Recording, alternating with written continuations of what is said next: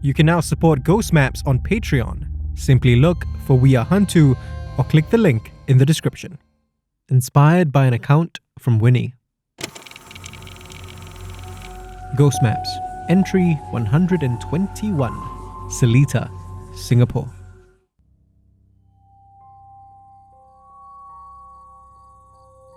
I'm not at a coffee shop this evening. Instead, I'm at Lim Chu Kang Cemetery, sitting by a grave. It's the final resting place of a man that I've never actually met, but I've been hearing a whole lot more about recently. Just before this year's Hungry Ghost Month, I discovered that my third eye had opened. During that ominous month, I spoke with a multi-generational family of spirits. This family revealed to me that previous collectors, the few that had the third eye as well, had spoken with them too.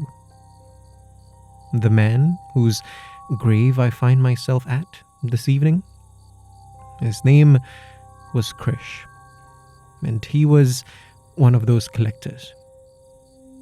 Before coming here, I caught up with Alice, yet another one of us who possesses the third eye. Because my abilities aren't as strong or as focused yet, she advised me to visit where Krish was buried. It's the best way to ensure that you can see him, she said. I've been by this grave since the early evening. It's now around 8 p.m. Previously, I would have called the spirit to appear before me with spells and incantations. However, Alice told me that this isn't how it works with the third eye. You can't view spirits as other entities anymore, she said. You're capable of more direct communication now. That means you need to show a different kind of respect.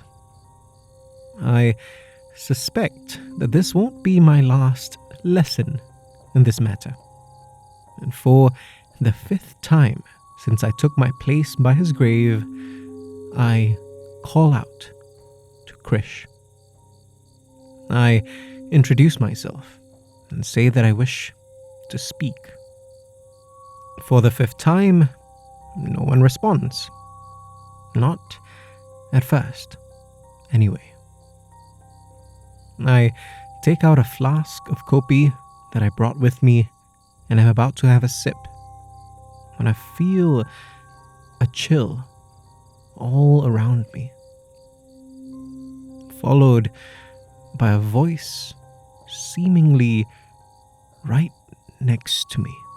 Kopi satu bos, it says, in a warm, almost fatherly tone, then adds with a snicker, Tapa. I turn to see, standing by Krish's tombstone, a man who looks like he's in his late 50s. There's nothing particularly unusual about this man. He's wearing a striped polo shirt that looks like it was in fashion during the 80s, black trousers and brown loafers. His hair is graying, and he has a thick but neatly manicured mustache. He looks exactly like the photo on the tombstone. I bloody miss coffee, I tell you, the man says. So hard to find a cup in the afterlife. Hello, Krish, I say, then introduce myself again. He smiles and returns my greeting. Your predecessor told me a little about you before he passed, he says.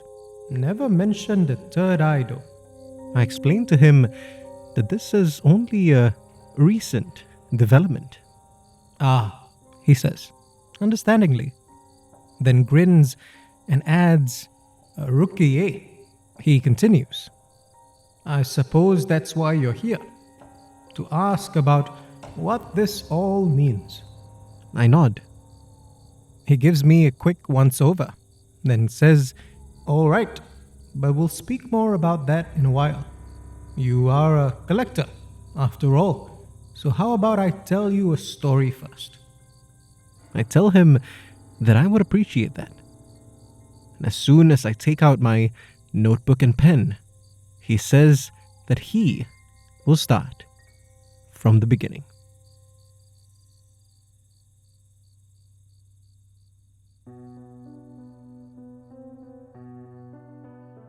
The story takes place in the late 80s. Krish was living in a Seletar estate at the time with his wife, Andika. "We never had kids," he says. "It's just something neither of us wanted." Krish hadn't started collecting ghost stories yet, but he had seen enough spirits in his time. "I grew up with the third eye," he says. "I'd learned to live with it over time, and I knew well enough how to ensure that the ghosts didn't disturb me." And not just him, but his wife too. He never set up any kind of special spiritual protection over their home beyond an altar in the flat. He didn't know much about that sort of thing back then. He just kept his eyes open and watched out for any wandering ghosts. That, he thought, must have been enough. As it turns out, though, it wasn't. Andika worked in a hotel's finance department. The good thing about her job was that she almost never had to do any overtime. When she did, though, that usually meant that she would be back close to 10 p.m. and absolutely exhausted. Krish, on the other hand, handled human resources at a security firm. And he made it a point to never leave past 6, no matter what. "I argued that it would look terrible if HR had to work late," he laughed. "So I was always prepared to have dinner ready, no matter what time Andika reached home." For this particular week in October, though, she was working overtime every night. Someone in management had screwed up, which meant that all hands were on deck. While the fault was never pinned on her and her team, the longer hours did still take their toll. On Monday, she looked frustrated as she reached home.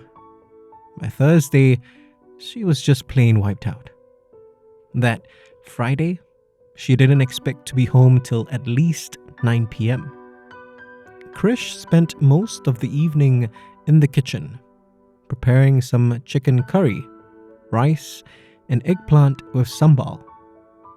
He didn't expect anything but another quiet night in. And it certainly was quiet. At around 6, the sounds of the neighborhood children shrieking gleefully died down as they ran home. By 7, the birds had stopped squawking in the trees. As Krish started cooking at around 8 p.m., the only sound to be heard in the 2-bedroom flat was songs from the oldies station. It was a warm evening, not overwhelmingly hot, but comfortably warm. And then it wasn't. As he placed the food on the dining table, Krish felt a chill all around him. He had experienced this before, but never at home. A sign that a spirit was near.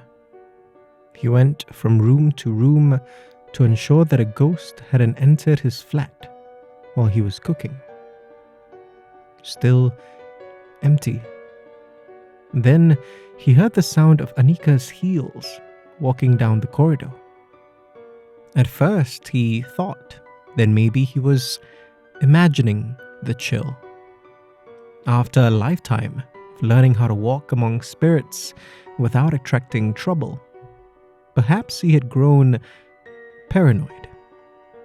"Hello, Sayang," he yelled as he walked towards their door. He looked out to see his wife, tired but still smiling weakly at him, and someone else behind her. "I didn't want to alarm her," Krish tells me. "So I didn't say anything about the woman behind her." The woman couldn't have been older than her mid-30s. She was dressed like a helper or laborer from the early 20th century. She wore the same expression as Andika, one of total exhaustion, while trying to keep up a strong front. Krish imagined the spirit must have been a breadwinner for her own family too. Andika didn't say anything either. If she knew there was a spirit following her, she certainly didn't acknowledge her spectral companion. Instead, she walked towards their bathroom. Krish tried to get her to take a seat in their living room instead. The plan was to keep her in his sights till he could call someone he knew could help. "That would be the man who eventually became my mentor," he says. Andika wasn't having any of it though. She pushed him aside. When he tried again, she growled, "Leave me alone," at him in what sounded like two voices. She entered the bathroom and shut the door. Krish tried to pull it back open, but it wouldn't budge. "It felt like it was being held in place by 10 men, he says. From behind the door, he didn't hear her pouring any water from the bucket they used to bathe. Just a moaning. One that sounded tired, certainly, but so much more. It sounded weary and sad. Finally, the lock clicked back open and Andika stepped out. She looked like she had just taken a bath. Her hair was wet and she wore a towel around herself. Krish looked into the bathroom but didn't see the spirit there.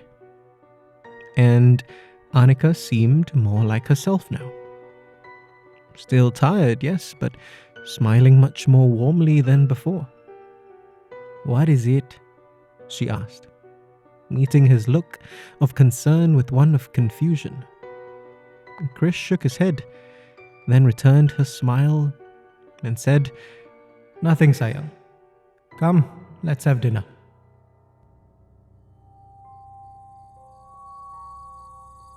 I asked Krish if he knows what happened to the spirit. "I have a theory," he says. He believes Andika's stress allowed the ghost to latch onto her and feed on her energy. "The way she reacted to me," he says. "I think the spirit realized that I had the third eye and left as soon as she knew I had seen her." He continues, "After that night though, I knew that I needed to do something more." Krish tells me that he spoke to his mentor a week later. He knew that being a collector would come with its own set of challenges and dangers. However, he felt like having a better understanding of the supernatural would be what he needed to look after Andika. And the best way to understand the world on the other side of the veil of the ordinary, he says. He does a little flourish with his hands gesturing towards me, then adds, "Collect their stories, of course." But that's just my story, he continues. You want to know your place in this. I give him another nod. He tells me that he suspects I'm already somewhat aware of my responsibilities. Yes, there is an agreement with the family, he says. And that family is an endless well of stories. But he adds that they won't be the only spirits coming to me to tell their stories. When you encounter other such spirits, give them the same courtesy you do to the living, he says. Most importantly, he stresses, from now on, if a person shares their story, try to get the ghost side too. What I learned as a collector with the third eye, he says, is that spirits don't just want their stories told. They want them to be told accurately too. He leans over and takes a whiff of my coffee and lets out a pleased sigh. I don't know if he's actually smelling the coffee or just caught up in the memory of it. Don't worry too much, he says. You were already respectful to them as parts of the stories you collected. Now, you just have to step up and treat them like people. And with that, he turns back around and walks off into the dark of the night. It's still chilly. That's the kind of cold you would expect at 9 p.m. in a cemetery, even in Singapore.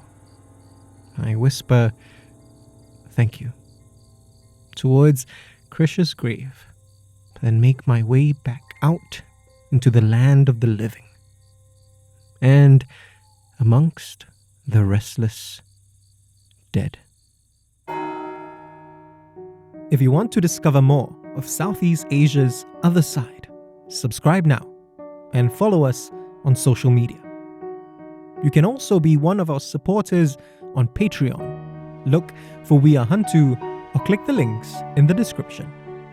Ghost Maps is a HANTU production created by Kyle Ong and Wayne Ray, with art direction by Jolene Lim, and recorded on Audio Technica mics.